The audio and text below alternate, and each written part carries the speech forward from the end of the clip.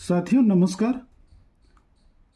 आपका हमारे knowledge Republic channel में स्वागत है।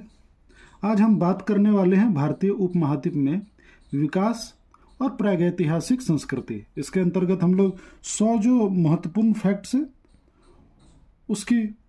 उसको हम लोग एक एक करके देखेंगे। ठीक है, तो सबसे पहले हम लोग शुरू करते हैं प्राचीन मानव और उसकी उत्पत्ति। ठीक है, पहला तथ्य है कि भारतीय उपमहाद्वीप में मानव उपस्थिति प्रमाण लगभग 20 लाख वर्ष पुराने हैं। कितने हैं? 20 लाख वर्ष पुराने हैं। ठीक है, दूसरा है यहाँ पाए गए सबसे पुराने मानव जीवाश्म नर्मदा घाटी जो कि मध्य प्रदेश में है वहां से मिले हैं।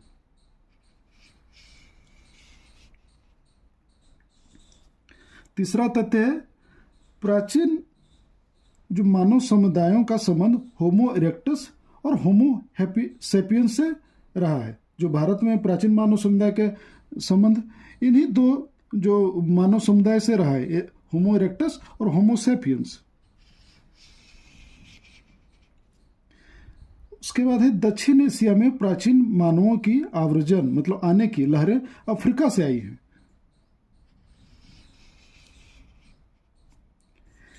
भारतीय उपमहाद्वीप में हाथियों और बड़े स्तनधारियों का शिकार प्रारंभिक मानवों द्वारा किया जाता था।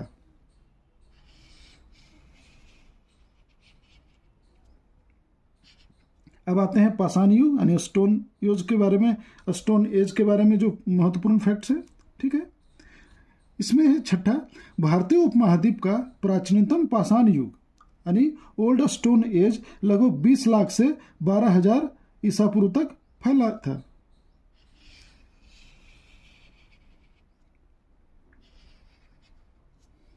इस काल में मानव शिकारी संग्रह करता थे मतलब कलेक्टर थे और मतलब कलेक्ट करते थे और पत्थरों से औजार बनाते थे।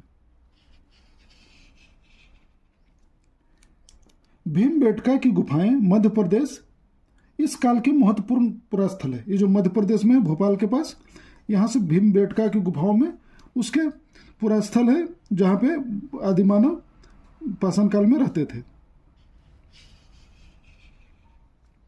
इस काल में हथियार और औजारों के रूप में कच्चे पत्थरों का उपयोग होता था।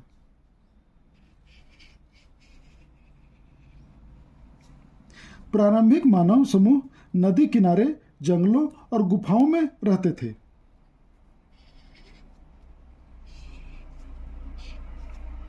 अब आते हैं मध्य पाषाण युग के बारे में। यह युग 12,000 से 8,000 ईसा पूर्व तक फैला था।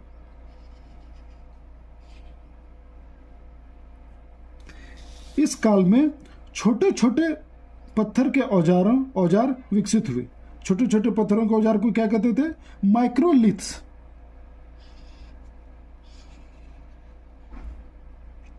अगला है लोग छोटे समूहों में घूमकर शिकार और भोजन संग्रह करते थे।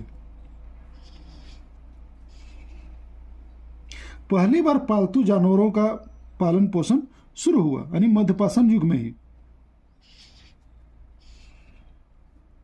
भीमबेटका और बागौर में इस युग के प्रमाण मिले हैं। ठीक है,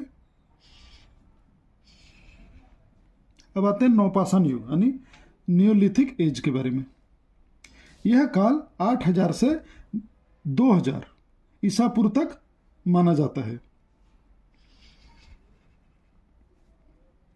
मानव ने कृषि की शुरुआत की जिससे स्थायी बस्तियां बनने लगी नवपाषाण काल में। ठीक है, इस युग में पहली बार मिट्टी के बर्तन बनने लगे नवपाषाण युग में।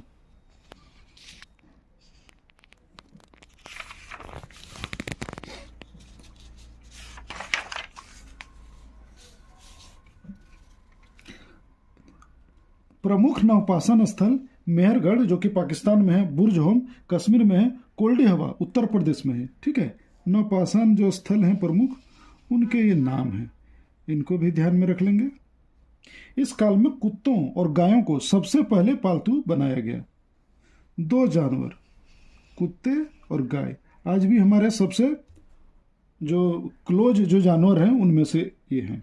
अब आते हैं ताम्रपाषाण युग के बारे में जिसे अंग्रेजी में कहते हैं कैल्कोलिथिक एज, ठीक है। यह काल 3000 से 1500 ईसा पूर्व का था, ठीक है।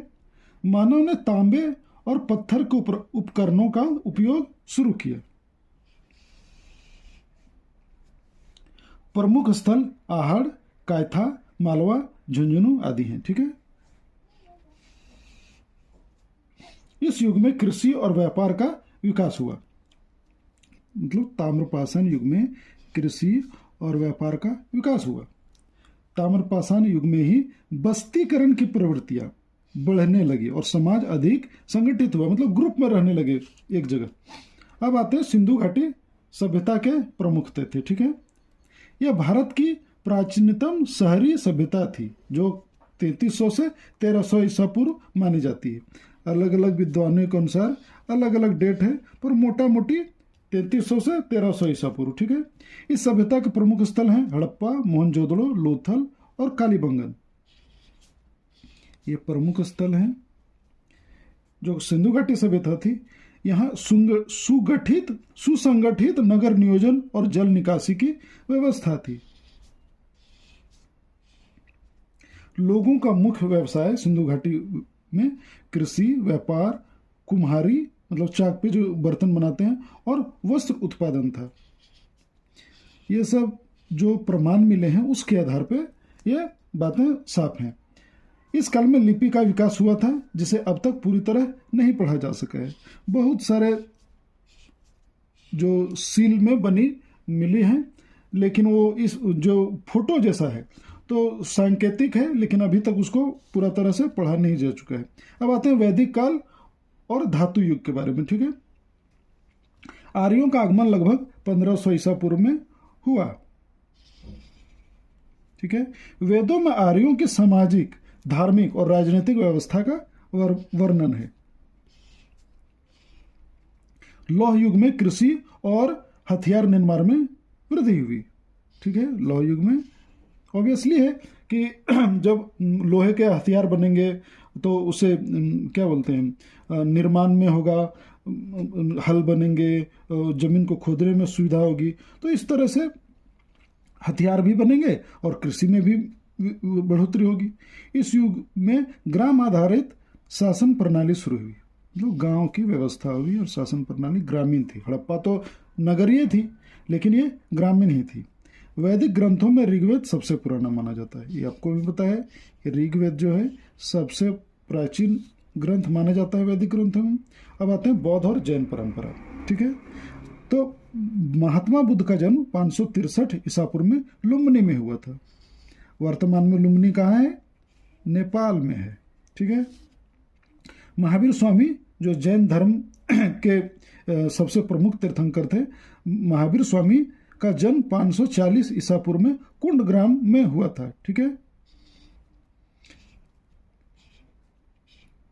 बुद्ध ने 4 आर्य सत्य और अष्टांगिक मार्ग का उपदेश दिया। आपको भी पता है 4 आर्य सत्य कि दुख है, दुख के कारण है, दुख का निदान है, और उसका जो मार्ग बताया अष्टांगिक मार्ग, वही, ठीक है।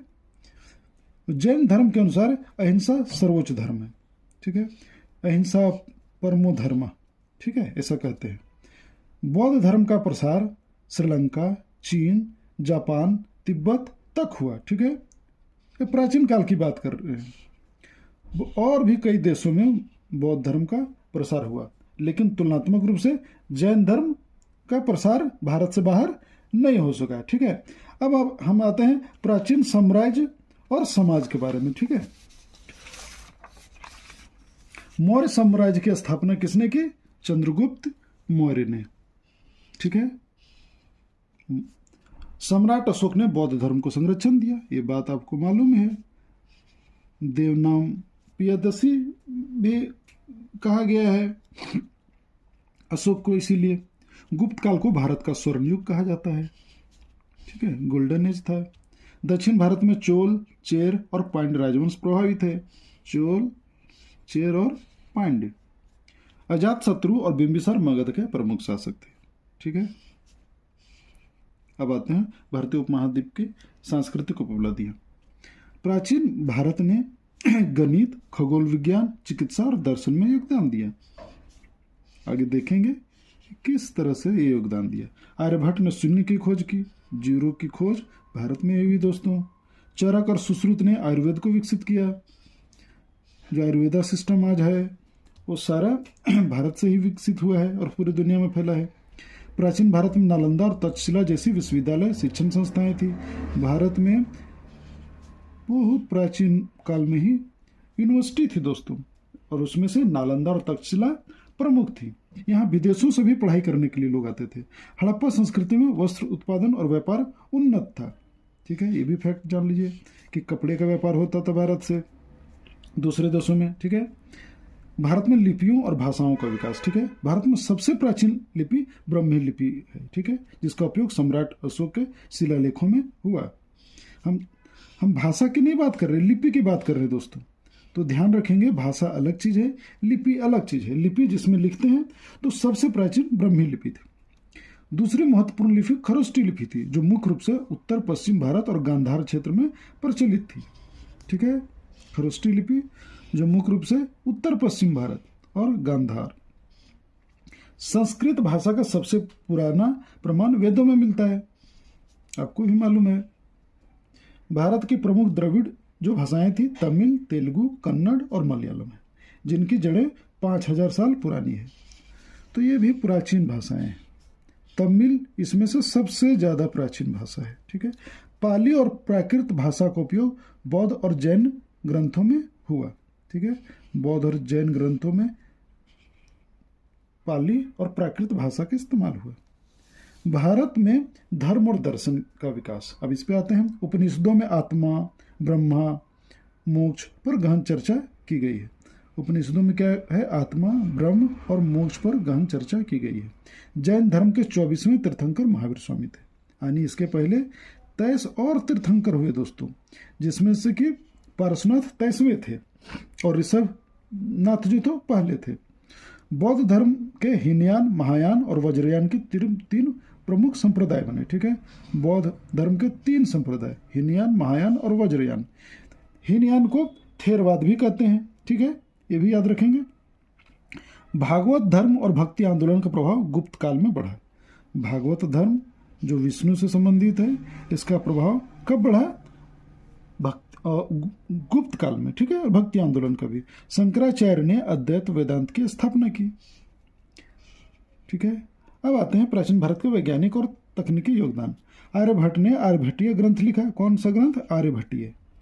और पाई का मान ज्ञात किया।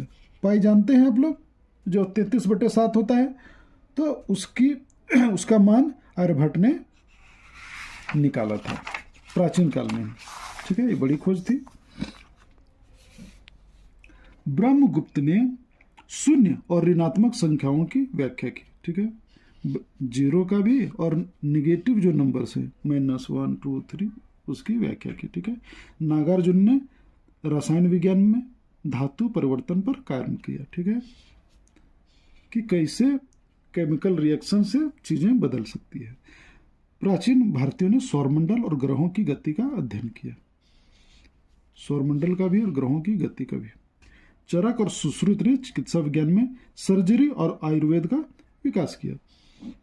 चरक और सुश्रुत ये प्रसिद्ध डॉक्टर्स थे, कह सकते हैं आज के समय के, जिन्होंने आयुर्वेदिक पद्धति और सर्जरी में अपना योगदान दिया। भारत में नगर और व्यापार का विकास। मोहनजोदड़ो और हड़प्पा में विशाल अन्नागार मिले हैं। ठीक है, मोहनजोदड़ो और हड़प्पा में विशाल अन्नागार। ठीक है, लोथल जो कि गुजरात में है, को विश्व का सबसे प्राचीन डॉकयार्ड कहा जाता है। डॉकयार्ड मतलब जहाँ पे नाव आके रुकती थी, वहीं से तो व्यापार होता था। भारतीय व्यापारियों का मेसोपोटामिया, मिस्र और रोम से व्यापार होता था।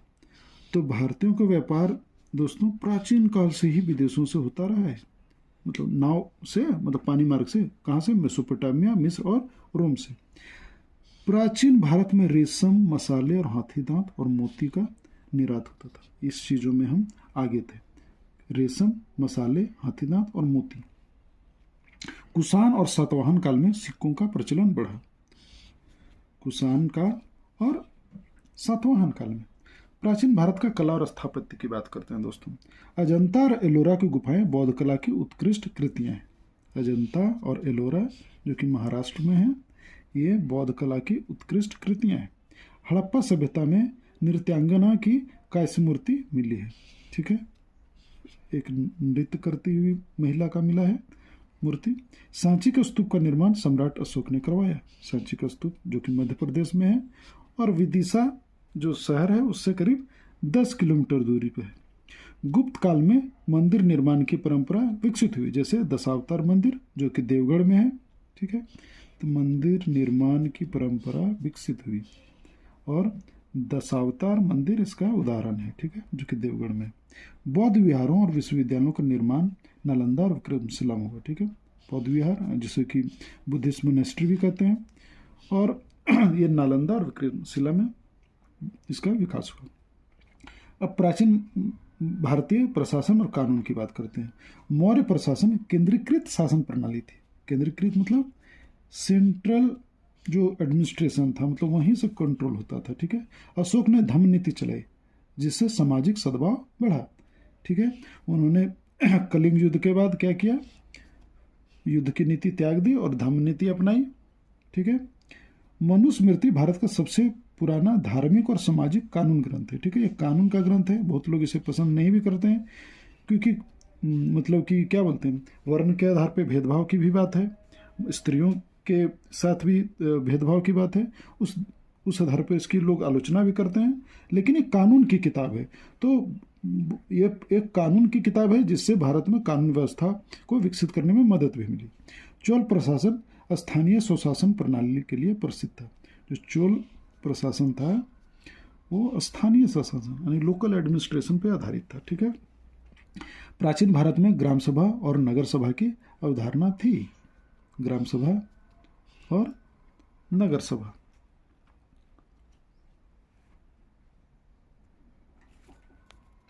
भारत में युद्ध और सैन्य रणनीति पे बात करते हैं, ठीक है। राजा चाणक्य जिसको कौटिल्य के नाम से भी जाना जाता है ने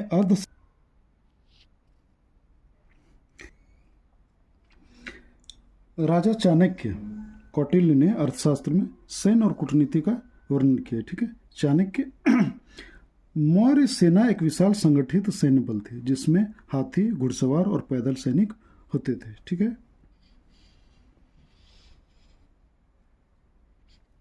कलिंग युद्ध 261 ईसा पूर्व में हुआ और उसके बाद अशोक ने अहिंसा और को अपना लिया और बौद्ध धर्म को भी अपना लिया, ठीक है। मतलब हिंसा को छोड़ दिया, हिंसा की नीति को, और अहिंसा की नीति अपनाई और बौद्ध धर्म को, ठीक है। गुप्त काल में धनुर्विद्या और तलवारबाजी विकसित हुई, गुप्त काल में, ठीक है।